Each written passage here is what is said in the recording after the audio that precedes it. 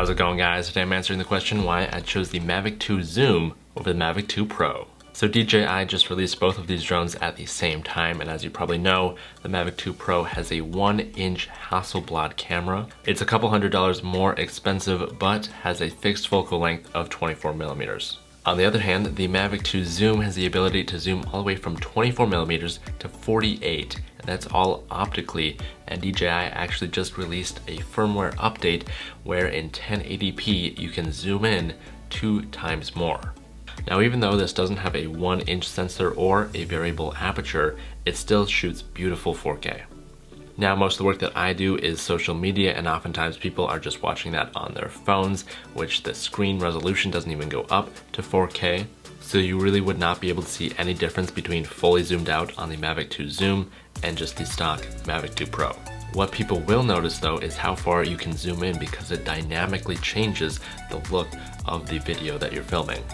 I've always felt that the stock wide-angle lens that's come on every single drone produced before is kind of just boring, like it all kind of looks the same, but when you're able to zoom in like this guy can, oof, it's just amazing.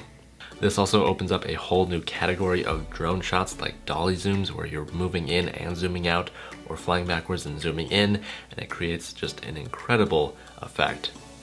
And that kind of was able to be done before if you're shooting in 4K and cropping in, but really that's just not the same as actually having an optical zoom. So at the time of the release, it was an easy choice for me to pick up the Zoom, and now even a week after, and I've been flying this guy quite a bit, I have to tell you, it really goes to the Zoom. Everything else in terms of the controller, charger, battery life, everything else is absolutely identical between these two. It's just for the work that I do, I see much more value in being able to zoom into 48mm in full 4K resolution.